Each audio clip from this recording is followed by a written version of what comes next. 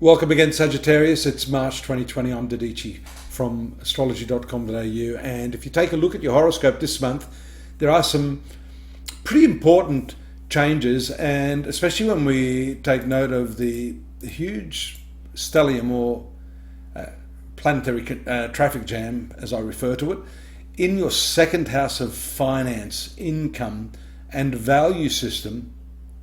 Later in the month, you're going to see, I'll get the ball rolling here so that we can show you the animated view of your horoscope based upon this point here, Sagittarius, being where the sun was at the moment you were born, or the day you were born. The problems you've had here financially are several-fold.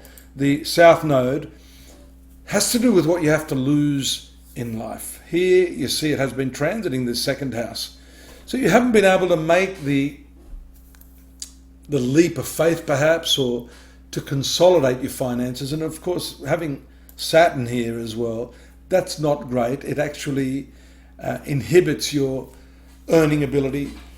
And even if you are having strong earnings, the position of Mars here, which was your 12th house of expenses and one's own self-undoing, is causing a bit of a problem there. But the good news this month, and we'll see that as the month unfolds, is that Saturn is going to move out of there, as will Mars. You've got Venus also making a powerful conjunction here to Uranus, disrupting your workplace activities, your earning capacity. And then the full moon, which you'll see the blue lines here producing what we call a grand trine here, what we call a grand Earth trine. So Virgo, Capricorn and Taurus here, these planets are all an important combination. And the full moon there taking place on the 9th/10th occurs there in your 10th house. So there's a lot of energy, a lot of emotional energy being brought to bear upon that. And you have to be careful against the background of this financial avalanche. It's not the sort of avalanche you want. You can earn through this. Mars is not just an expense planet, it's a speculative planet for you.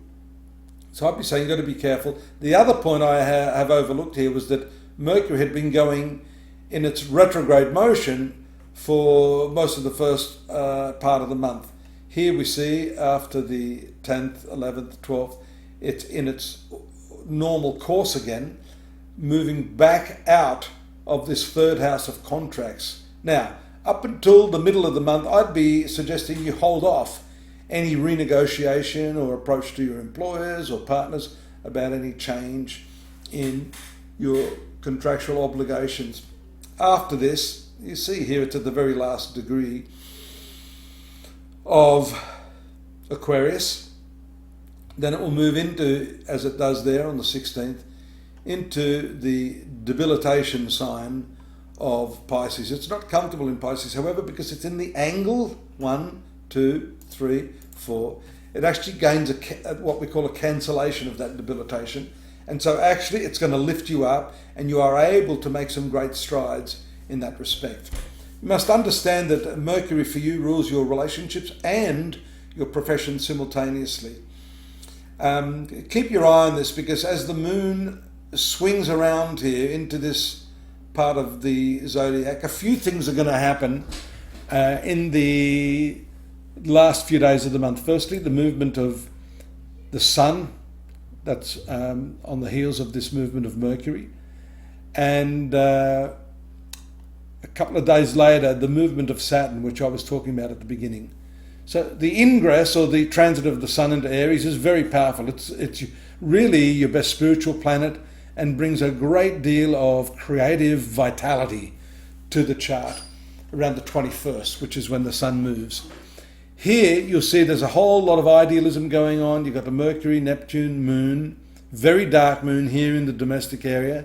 So that few days there where the moon is passing through here, take your rose-coloured glasses off, Sagittarius, and get real. That's going to happen anyhow, especially with respect to children, if you're a parent, around this new moon date of the 25th. You see that here? The moon has just passed over the sun, getting stronger here in your 5th house, and that is indeed an important conjunction. It's good for your own creativity. It's good for relationship with children. And we mentioned earlier this problem with your speculative planet Mars in the finance area may be causing some losses or unexpected, unforeseen expenses.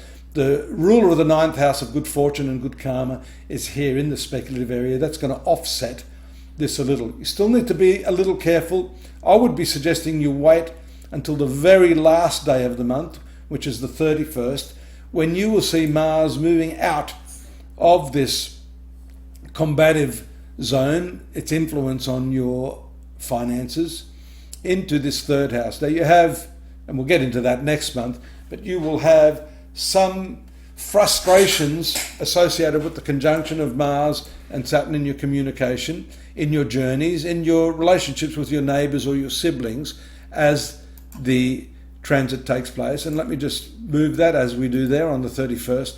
Once that passes there, give it a week or so into April. I'm sort of jumping the gun here, but I think you start to see that these two planets together are going to work really in a brilliant way to give you immense courage coupled with this creativity and financial savvy. You've got Jupiter remaining here in this second house of finance, and that is a really, really beautiful astrological positioning.